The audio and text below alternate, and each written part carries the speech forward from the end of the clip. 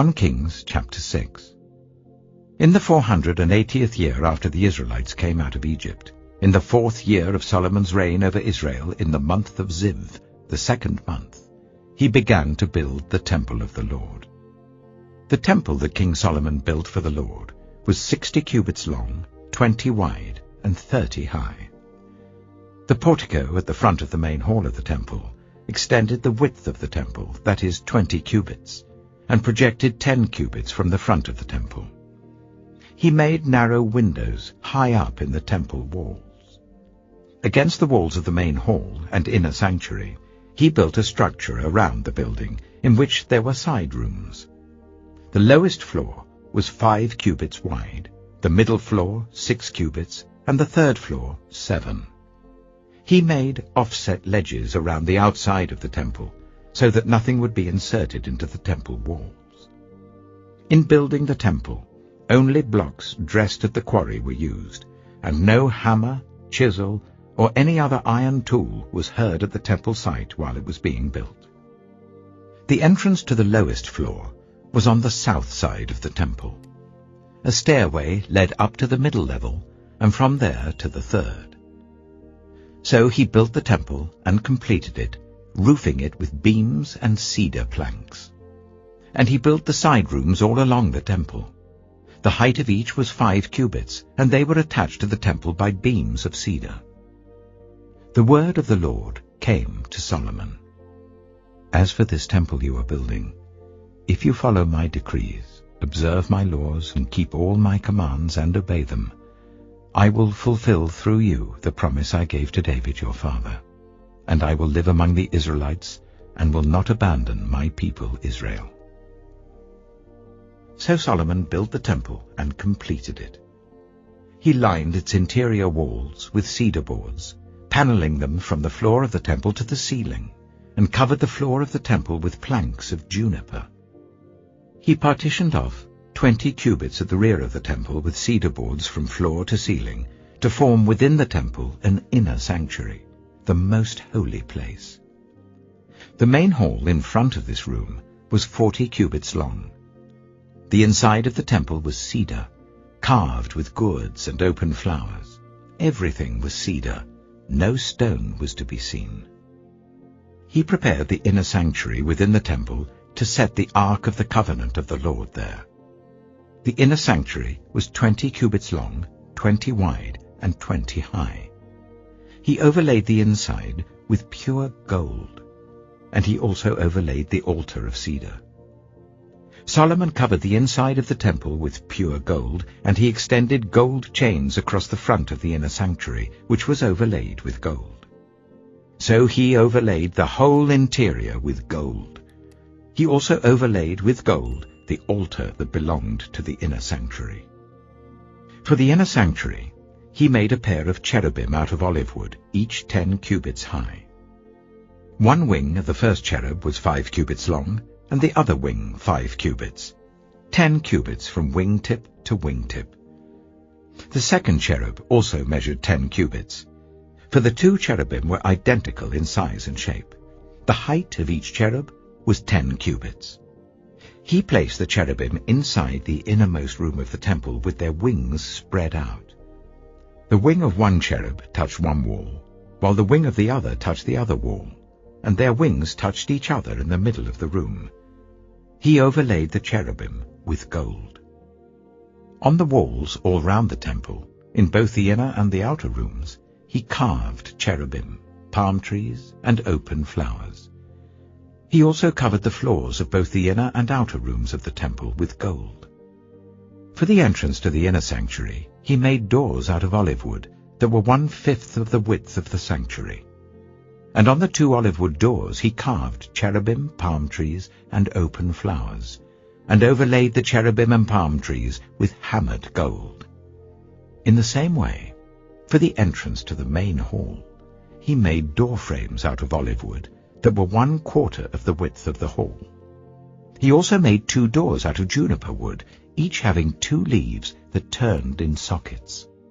He carved cherubim, palm trees, and open flowers on them, and overlaid them with gold, hammered evenly over the carvings. And he built the inner courtyard of 3 courses of dressed stone and 1 course of trimmed cedar beams. The foundation of the temple of the Lord was laid in the 4th year, in the month of Ziv. In the 11th year, in the month of Bul, the 8th month, the temple was finished in all its details according to its specifications. He had spent 7 years building it.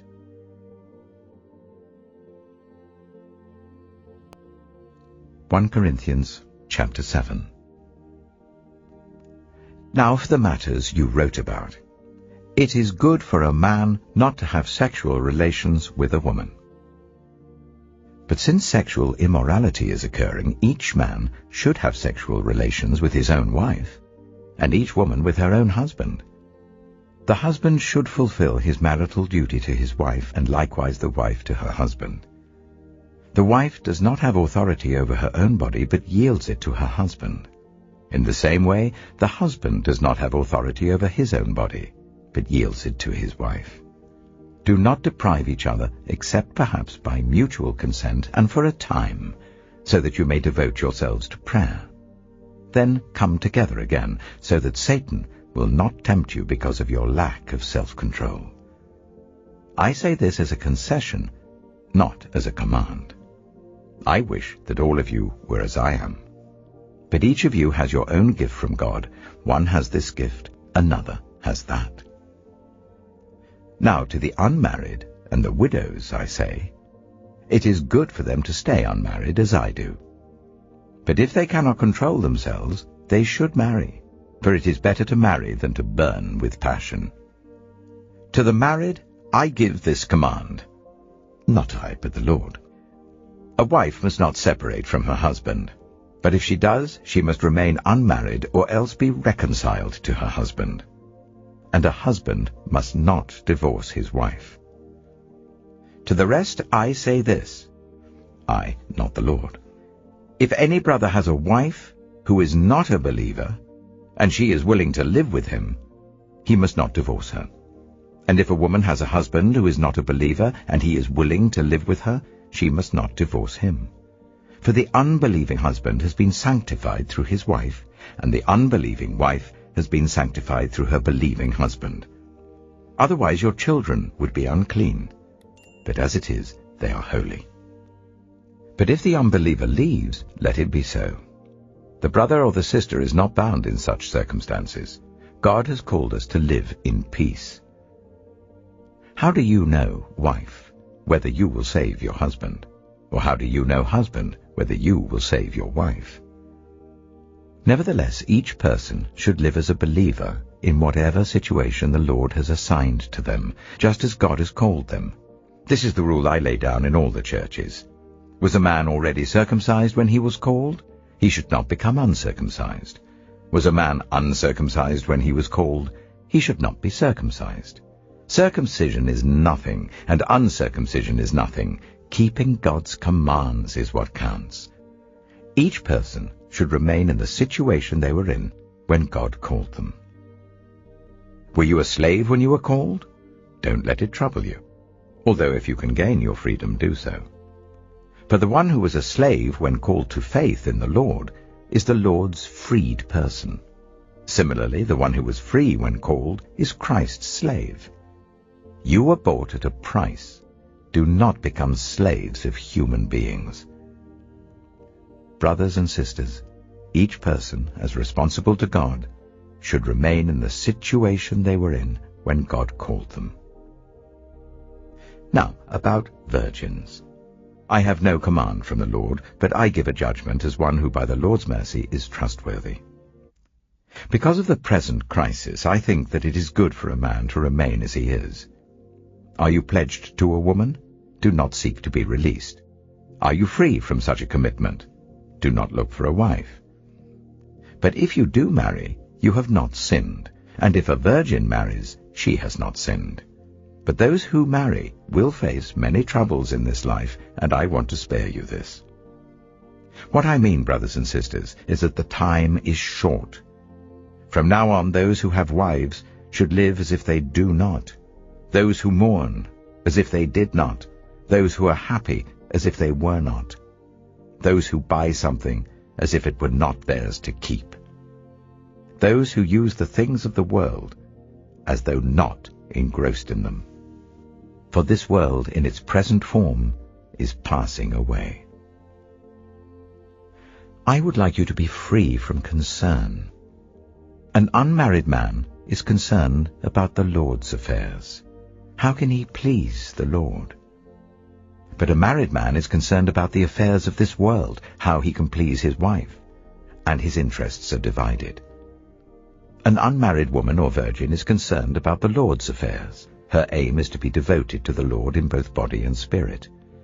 But a married woman is concerned about the affairs of this world, how she can please her husband. I am saying this for your own good, not to restrict you, but that you may live in a right way in undivided devotion to the Lord. If anyone is worried that he might not be acting honorably towards the virgin he is engaged to, and if his passions are too strong and he feels he ought to marry, he should do as he wants. He is not sinning. They should get married. But the man who has settled the matter in his own mind, who is under no compulsion but has control over his own will, and who has made up his mind not to marry the virgin, this man also does the right thing. So then he who marries the virgin does right, but he who does not marry her does better. A woman is bound to her husband as long as he lives. But if her husband dies, she is free to marry anyone she wishes. But he must belong to the Lord.